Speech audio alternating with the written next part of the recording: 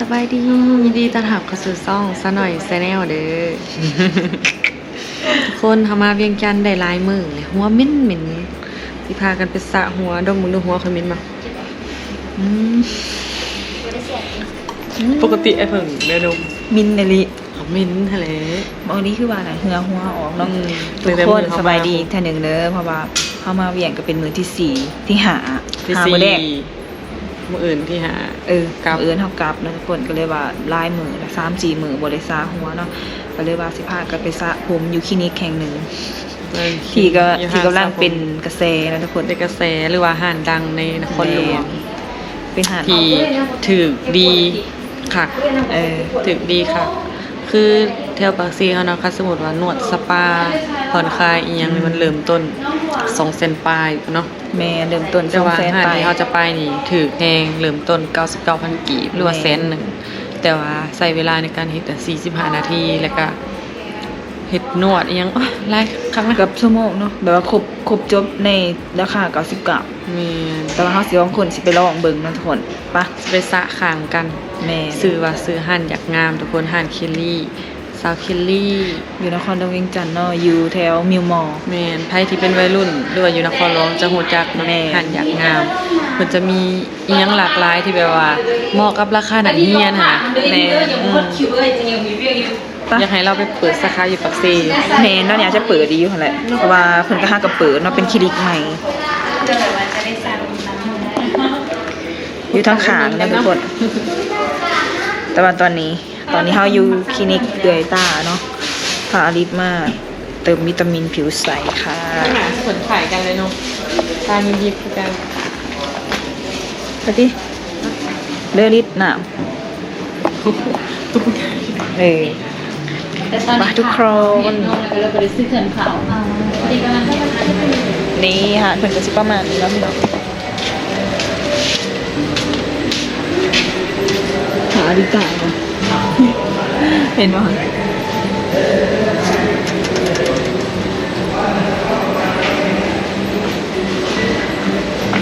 สิเก็บอลิสไปซิอยู่เส้นนี้แบบแคบนี่แม่นบอนเขาเจ้าเสริมความงามบ่นี่ไปเด้อลูกไปเด้อลูก จะเข้าน้ำก่อนเพราะว่าใช้เวลาโดน ไปดิ เลือดจะทางคิวตัวนี้ ทางได้ไหมนี่ทุกคนเป็นร้านซาผมอยากมาก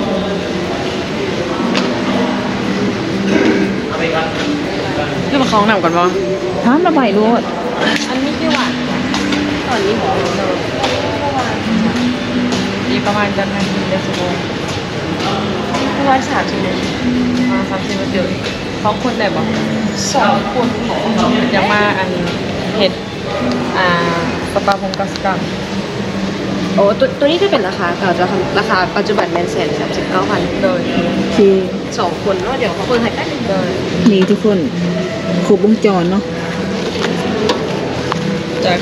99ตอนนี้ ที่จริงหันราคา แสน ตัวเก่าเด้อทุกคนตัวนี้เขาบอกผิดนะ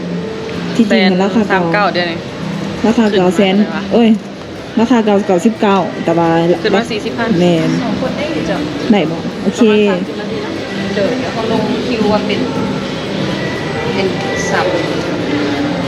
โมงผมเป็น3 โมงผม นั่นแหละเนาะ 3 ผมเนาะ แม่น เดี๋ยวลงคิวไว้ให้นะจ๊ะอีก ค่ะ 30 อี นาก ที 30นาทีนะทุกคนเพราะ เอา ว่า ไปขี่ไปเหยียบไปต้น ไป ก่ ดิ อนซะ ใส่ไปเลยเดี๋ยวเลย เอาสิเขาหันเขาเลย โอ้ยอยากหัวดิตาดิ แป้นะว่าถ้าจะไปถ่ายรูปถ่ายก็คือว่าดิถ่ายบอท้องแนว ใช่หูมันยังบุษาผม เนาะ ภาษาผมก่อน กินกาแฟถ่า ทุกคนเดี๋ยวบัตรอันนั้นภาษาผมแล้วเนาะเขากสิพากันไปนั่งอยู่สตาร์บัค เด้ เย้ สตาร์บัค บอกแบบเอาภาษาในที่สตาร์บัค สตาร์บัค สตาร์บัคเย้ไปไปยังหลอกไปจิบอันซาเคียวจักจ่อจักเป็น จะ จ่ มาจองเขาไหน เพราะว่าแสนป้ายเหรอประมาณ150,000 แม่ ป้าเขาบอกคิงเนาะ เป็นห้างที่ว่าดังจากอเมซอน แมนเป็นผักก็ทุกคนเดี๋ยวเขาไปนะกันเด้อว้าวถ่ายโหเฮ้ยสวยจ้านี่ของข้างในก็ ก็สิประมาณนี้เนาะพี่น้อง เป็นสเต็ปสุดท้าย สบายดี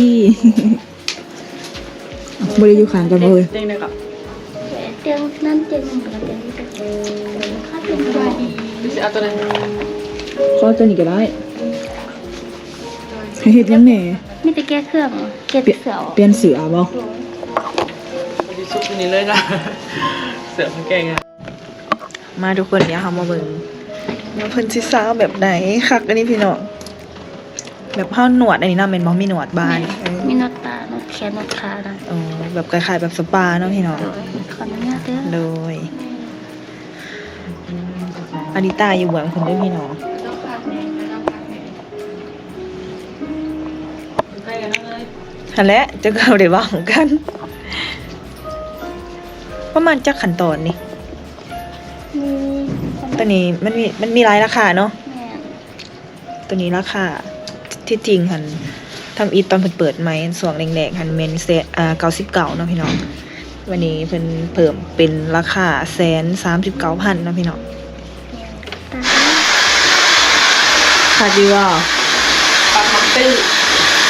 รับไปกับ1ชั่วโมงเนาะพี่น้องคักสุดยอดแล้วเพิ่นก็นวดแถวบาแถวหยังให้เนาะแล้วก็ชั่วโมงนึงน่าไรไปถึงที่ชั่วโมงโอ้ยตื่น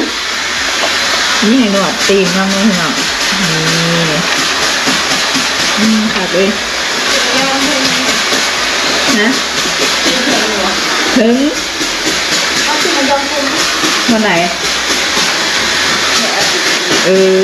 รู้จักที่มือ เหยียบไปเลย เมื่อกี้แบบสีเหยียบอ่ะมันรูดถึงอยู่เรียบร้อยนะพี่น้องจะใช้ต่อ ไปประมาณจะว่า เดี๋ยวจะเบิ้ง ไปก็ได้ โอเคทุกคนแล้วเขาเสร็จเป่าผมกันเนาะพี่น้องนะคะจึงสิพากันออกไปห่านกาแฟทุกคนตอนนี้เราสระผมเสร็จแล้วค่ะ มีเฮงอะไร รับไปชั่วโมงหนึ่งว่าแบบบ่หูโตเลยว่าสิถ่าย ใก เบิ่ง ล้ อ อี ยู่ กเนาะ45เนาะ แมนว่าสิถ่ายตอนเขาซ้าเขายังอะไรแต่ว่ามันเฮานอนลงนี่เขาถ่ายบ่ได้ เขาสบายแล้วก็นอนเลยซะเหรอ แมนวันนี้ จา เฮาก เลยอ่ะเนาะ สิไปสะเกาะ ตอนรีเพิ่นยังซาหัวอยู่คนละหัน คนละหาด เพราะว่าคิวเต็มในหันเฮา แม เออไป น ซาทางหลังเพิ่นจะมาทันแล้วซ้ำก็เลยไปหนังหาถ่ายรูปอยู่ Starbucks เยอะพูดภาษาอีกนะ Starbucks โอเคจะถือว่าถือ คอยตื่นเต้นไม่สิได้กินแบบสตาร์บัคแบบจอกที่แพงที่สุดในชีวิตนะ เออเถือกินอยู่ไทยยังว่าอันน่ะเนาะ เออ บ่ฮู้ว่าราคาสิทำไหน เดี๋ยวเฮาสิไปถามมึงก่อนทุกคน แล้วเขาทางหน้าบ่ ไปทางไหนอ่ะนี่ไปนี่ก็ได้ นี่ทุกคน ถ่ายป้ายเด้ป้ายใหญ่ พิซ ทางห ซ่า น้า คอมพานีตัวนี้ร้านพิซซ่าค่ะตัวนี้เป็นหางวิวมองนะทุกคน นี่ก็ลองเล่น ก็เรียกอันนี้แพงได้7 day นะสองสาวแต่งตัวถึงครีมอ่ะนิ้ว ก็คือบ่ค่อยฮู้ของ คืออลิตาเขาบุกหาสั่งได้สั่งอันนี้เด้อ ค่อยสั่งบ่เป็นมันมีแต่ภาษาอังกฤษ ไหนเฮ็ดจังได๋ นี่เด้นี่เด้เริ่มต้นเห็นบ่ถึกนึงนี่ว่า89 มันนี่ก็เอิ้นยังไงฮะ บ่ฮู้เมนูอีหยังเลยเบิ่งแปลก่อนเด้อ มันมีตัวล่าให้อ่านอยู่ดอก บ่มี ไหนก็เอาซาเคี้ยวกันไหนซาเคี้ยวปังมันต้องไปแปลยังทุกคนเขาอ่านบ่เป็นเนาะไอ้ดิตาแปลอ่านแม่บัดนี้ อันนี้ลาเต้ เราเตเย็น อันนี้ เรือเตปัน ทอฟฟี่นัทลาเต้ อันนี้มอคคาลาเต้ เยอะเราเป็นเด้อเราเป็น พาพี่แก่ เขาทางได้บัดนี้เราเป็นนี่หมอนเขากับ เขาทางหนา เจ้าของ ได้จะเป็นยัง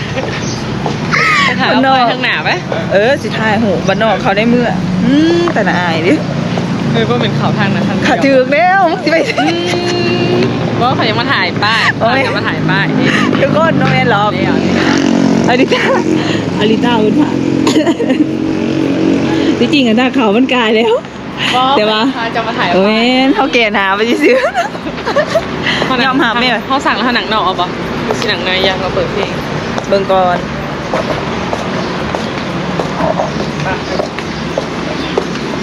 เดี๋ยวให้สิขอไปสั่งนะทุกคนกดยางไงเฮ้ยใครจะเล่นเฮ้ย เรียบหัวดิตับ ข้าวหอมหอมมาก นี่ทุกคนบอลเขาสั่งอาหารก็คนร้ายเหรอเราตีบอลจะสิสั่งอะไรเลยสมมติว่าจะสั่งเอาจะสิกินอย่างสมมติว่าเอา พี่เอาอยากกินแบบนี้ อ่านมาเป็นเอื้อยังเอื้อยัง เมนี่แหละขอบเค้กก็มีเลยเฮ้ย กับบริเวณแห้ง มี จะได้ เริ่มต้น อยู่หา60,000 80 บาท 90 บาท100 กินบริจาคจะไปกินเค้กเด้กิน กิน ทายหูมันนี้ยังงามขอไอ คนยังได้นะพี่น้องอันนี้เป็นสตาร์บัคครั้งแรกเลยที่เข้ามาเวียงจันทร์เด็กกิน มันมีหลายสาขาเลยนะแต่ว่าสาขานี้ค่ะก็เคยมา เลย ก็เคยมาข่าวแต่สตาร์บัคอยู่ไทยอยู่ลาวยังไม่ทันเข้า ผมก็เคยกินเธอเดียวเนี่ยไปกับพี่การ์ตูนพาไปกินเขาบอกหูเขายังโอ้ผมประกาศกินนะทำไมมันแพงเนาะกินเลยขอกระสังแล้วก็เอาอะไรซาเคียวปั่น ไปไทยเท่าไรอารันมีแต่ยังได้สตาร์บัค ไอ้ดิบไม่เห็นค่ะนะคะ ก็ ย่างกาย รู้คนสิเลยก็ เอิญยังเสน่ห์ ไอโฟนถามว่าอยู่ใส่กำลังไป ไม่สิไปหาบ่ ซัมเมอร์นี้ ผลิตมึงหนึ่งนี่ก็ยังย่างกายคือกันนั่งทุกคนที่ว่าเฮาสิสั่ง Starbucks คันบ่ได้กินดอกพี่น้องมันโดนแห้งคนก็ได้เพราะว่าเฮาเอิ้นโดดนะเพราะว่าโดดกับซิมาสินะก็เลยพากันมากินอันนี้ซาไต้หวันธรรมดาเนาะแต่ว่าถารถตอนนี้รถกำลังมาตอนรถเอิ้นทำอีทถึงเข้าขี่กายก่อนนะทุกคนแล้วก็สิพาอลิต้าไปรีวิวบ่ ไปห้างเครื่องไปห้างเสื้อผ้าไปรีวิวเสื้อผ้า ค่ะอลิต้าเป็นรีวิวเสื้อผ้าแล้วทุกคนตอนนี้ก็ค่ำเลยได้นี่จักโมงนะแม่นหาโมงนะค่ำมากแล้วอยู่เวียงแล้วอากาศเย็นมากทุกคนโฆษณาเพิ่มเลยนี่เขาเป็นซาไต้หวันตั้งแต่คนเดียวไปเจอกันอยู่หาดเสื้อผ้าเมยลี่เมยว่าสิเนาะ เมนูนี่ เมยลี่โอเคมืออื่นกับเจ๊ขาวโทรมาเปิดกล้องนึกว่านี่ถ่ายคลิปนี่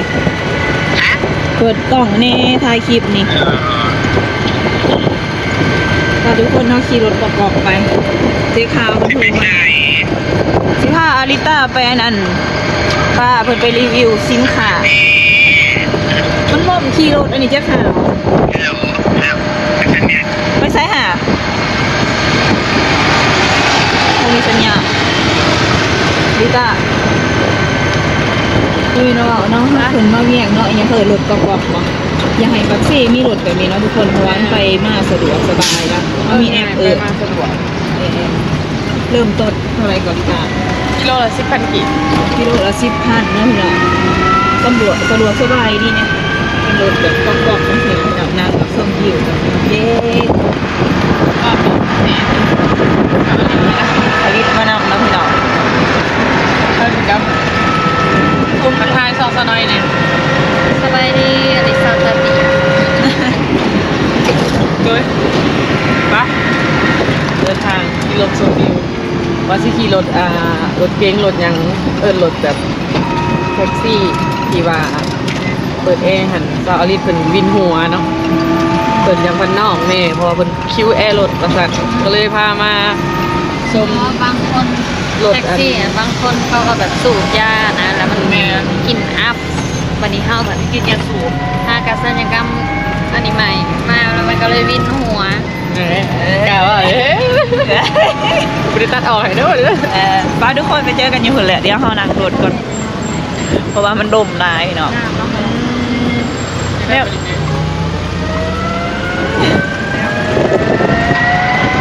เด็ก